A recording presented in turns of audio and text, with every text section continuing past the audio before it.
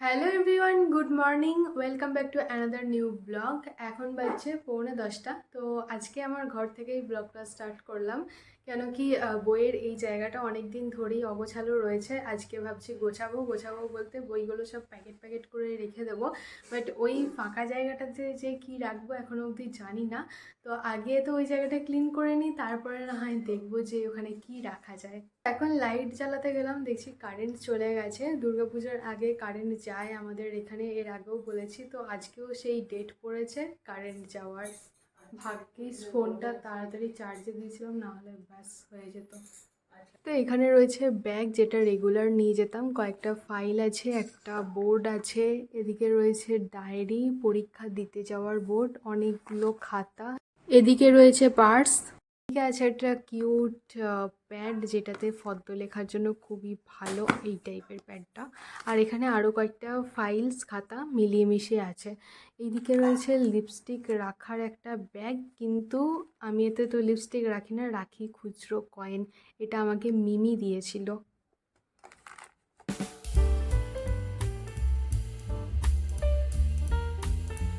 এই ব্যাগ দুটোর মধ্যে খাতা রেখে দিয়েছি, আর এই ব্যাগটার মধ্যে যেটা রেগুলার নিয়ে যেতাম ওই ব্যাগ আর বোর্ড রেখেছি। এখানে শুধুমাত্র পার্টসগুলোই রাখলাম, কারণ এখানে এখনও অবধি কিছু রাখার জন্য তো নেই। এই বোর্ডটাকে আই থিঙ্ক এই বিছানার যে বক্সটা আছে বক্সের মধ্যেই ভরে দেবো। ওই ঘরে বইয়ের জায়গাটা তো গোছানো হয়ে গেছে, আর ঘরটা পরিষ্কার করাও হয়ে গেছে। কয়েকটা ফাইলস, রেজাল্ট, আইডি কার্ড আছে, ওগুলো রাখবো এই ঘরের আলমারিতে। আলমারি খোলার আগে এখন আমি যাব রান্নাঘরে।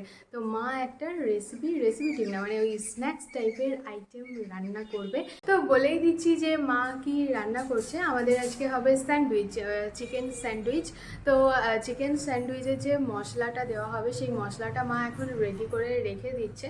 সন্ধেবেলা ফ্রাই করা হবে অ্যান্ড খাওয়া হবে। সন্ধ্যের কাজটা একটু এগিয়ে রাখার জন্যই এখন স্যান্ডউইচের মশলাটা বানিয়ে রাখছে। কড়াইতে দেওয়া আছে সর্ষের তেল, এখানে পেঁয়াজ কুচিয়ে নিয়েছে, রসুন থেতো করে নিয়েছে, এদিকে রয়েছে ক্যাপসিকামটা সরু সরু করে কেটে নিয়েছে আলু ভাজার মতো।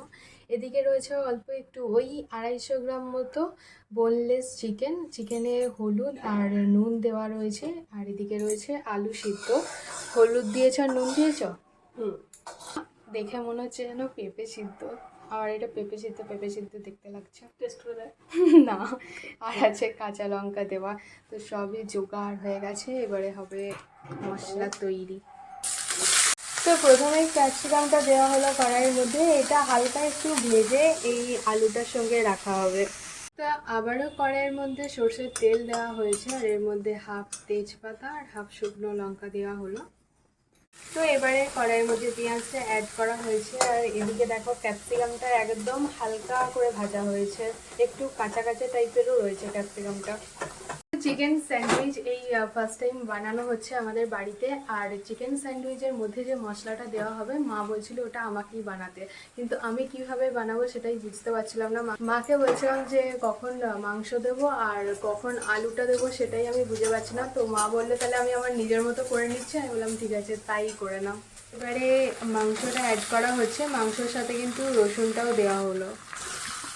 চিকেনটা প্রায় 5 থেকে 7 মিনিট মতো ভাজা হয়েছে, এর মধ্যে আদা বাটা অ্যাড করা হয়েছে আর অল্প একটু লঙ্কা গুঁড়ো অ্যাড করা হয়েছে। এবারে দেওয়া হচ্ছে জিরে গুঁড়ো, ধনে গুঁড়ো আর অল্প একটু গোলমরিচ অ্যাড করা হয়েছে। লাস্টে একটু নুনও অ্যাড করা হলো। সব রান্নার শেষকালেই নুনটা দেওয়া হয়, আগে মশলাগুলো দেওয়া হয় তারপরে নুন দেওয়া হয়। হলুদ দেবে না? এই তো এবারে হলুদ দেওয়া হচ্ছে।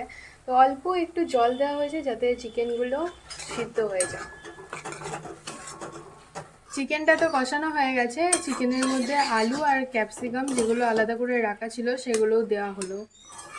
তো এখানে চিকেন স্যান্ডউইচের চিকেনের যে পুরটা সেটা পুরো রেডি হয়ে গেছে। দেখে তো মনে হচ্ছে খুবই টেস্টি হবে খেতে। ফার্স্টে অল্প একটুখানি গরম মশলা অ্যাড করা হলো। একটা বাটির মধ্যে বেসন নেওয়া হয়েছে আর দেওয়া হয়েছে অল্প একটু কর্নফ্লাওয়ার পাউডার। এবারে অ্যাড করা হচ্ছে নুন, আর এই জল দিয়ে ব্যাটারটা মাখানো হবে, দেন ব্যাটারটা পুরো রেডি হয়ে যাবে।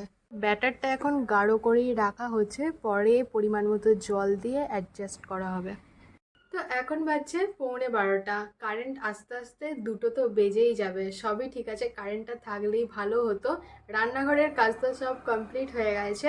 এখন এলাম এই ঘরে, আলমারি খুলবো আর আলমারির মধ্যে ফাইলস, আইডেন্টি কার্ড ওগুলো তুলে রাখবো। তো এই ফাইলের মধ্যে ছিল কিছু জেরক্স, সেগুলো বার করে দিয়েছি, তাই এটা এখন ফাঁকা হয়ে গেছে। এই ফাইলটার মধ্যে রয়েছে নার্সারি থেকে ক্লাস 9 অবধি সমস্ত রেজাল্ট, তার সাথে ড্রয়িংয়ের কিছু রেজাল্ট, কিছু বৃত্তি পরীক্ষার রেজাল্ট। এই ফাইলটার মধ্যে রয়েছে মাধ্যমিক আর এইচএসের রেজাল্ট, অ্যাডমিট, রেজিস্ট্রেশন সব কিছু। এটার মধ্যে তো রয়েছে গ্র্যাজুয়েশন আর এর রেজাল্ট, যদিও এর একটাই রেজাল্ট পেয়েছি, বাদবাকি সব অনলাইনে রয়েছে। এইটা পেয়েছিলাম ইউনিভার্সিটির নবীন বরণের টাইমে। তো এর মধ্যে সব কোয়েশ্চেনগুলো রেখে দিয়েছি। আর সব থেকে পুরনো ফাইল হচ্ছে এই ফাইলটা। তো এর মধ্যে অনেক আইডেন্টি কার্ড আছে। এইটা হচ্ছে আমার এর আইডেন্টি কার্ড। এটা পড়েছি কম, নিয়ে ঘুরেছি বেশি। তো এই জায়গাটাতে আমার ফোন নাম্বার আছে, তাই চাপা দিয়ে রাখলাম। তো এটা খুঁজে পেলাম, তাই ভাবলাম একটু শেয়ার করি। এটা হচ্ছে আমার নার্সারির আইডেন্টি কার্ড। তো নার্সারিতে আমাকে এই রকম দেখতে ছিল, পুরো বয় কাট চুল ছিল। আর বাকি তোমরা দেখে বুঝতেই পারছো, আমি তো আর কিছু বলতেই চাই না। এই জায়গাটাতে অ্যাড্রেস আছে, তার জন্যই চাপা দিয়ে রাখলাম। এটা হচ্ছে আমার ক্লাস 11-এর আইডেন্টি কার্ড। এই ছবিটা স্কুলেতেই তোলা হয়েছিল। এই ছবিটা তো তাও ঠিক আছে, এই ছবিটা দেখো, এটা হচ্ছে ক্লাস 9-এর আইডেন্টি কার্ড। এখানে মুখটা আমার খুব অদ্ভুতই এসছে, বাট তাও স্মৃতি হিসেবে সব রেখেই দিয়েছি। Good evening. সন্ধে হতে না হতেই চলে এসেছি রান্নাঘরে, কারণ এই চিকেন স্যান্ডউইচ বানানোর জন্য আমি খুবই এক্সাইটেড ছিলাম। স্যান্ডউইচের পুরটা তো মা ও বেলাতেই বানিয়ে দিয়েছে, বাস আর একটুই কাজ বাকি আছে, সেটা আমি একাই করে নিতে পারবো। 2টো ব্রেড দিয়ে স্যান্ডউইচটা বানাবো, কারণ এটা অনেক জাম্বো সাইজ হয়। তো এই ব্রেডের সাইডগুলো কাঁচি দিয়ে কেটে নিচ্ছি। ছুরি দিয়ে কাটতাম আগে, কিন্তু ছুরি দিয়ে কাটতে একটু অসুবিধাই হতো, কাঁচি দিয়ে কাটতে বেশ সুবিধা হলো। এবারে ওই বড় থালার মধ্যে একটু জল নিয়ে নিলাম, ব্রেডটা হালকা করে ডুবিয়ে একটু ট্যাপ ট্যাপ করে নেব জলটা। আর চাকি বেলাটাও রেডি রেখে দিয়েছি, কারণ ব্রেডটা একটু বেলে নেব, যাতে পুরটা দিয়ে আমার মুড়তে সুবিধা হয়। হালকা করে বেলতে হবে, কিন্তু আমার দ্বারা হালকা বেলা হয় না, সেই আমি একটু টিপেই বেলে ফেলি। খুব আস্তে আস্তে তুলছিলাম, জলে ভেজা আছে।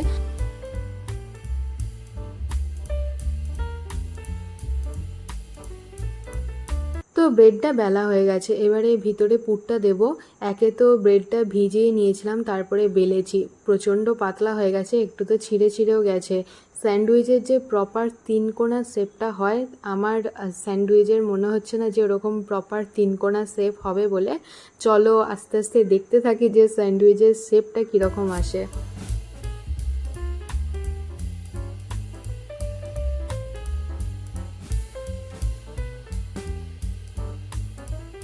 ওবেলাতে বেসনটা তো অনেকটাই ঘন রেখেছিলাম, কিন্তু এবেলাতে অনেকটাই পাতলা করে নিয়েছি, কারণ অতটা ঘন রাখলে আমি এই ব্রেডের মধ্যে ঠিকঠাকভাবে ধরাতে পারবো না। এই দেখো, যেটা ভেবেছিলাম ঠিক সেটাই হয়েছে, প্রপার 3 কোণা শেপ হয়নি। তো আমি বুঝতে পারছিলাম না যে এই রকম স্যান্ডউইচটাকে আমি কি শেপ দেবো। তারপরে ভাবলাম যে মাছ থেকে না হয় একটু কেটেই নিই। দেখো এবারে একটু একটু 3 কোণা টাইপ তো দেখতে লাগছে। উপরে হালকা করে একটু বিট নুন ছড়িয়ে নিলাম। সস নিয়ে ভাবছিলাম যে কি করা যায়, কিছুই মাথায় এলো না, তাই এমনি সসটা ঢেলে দিলাম।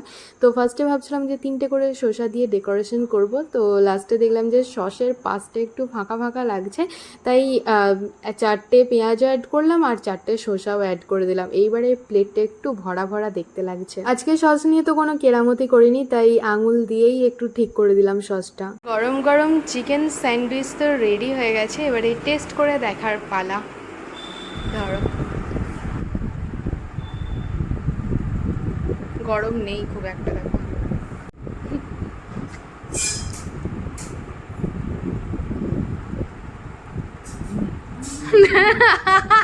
হলো না, হলো না, হলো না। টেস্ট করো। বুবাইয়ের হুম হুম হুমটা ঠিক হলো না, এবার দেখো তুমি করতে পারো নাকি।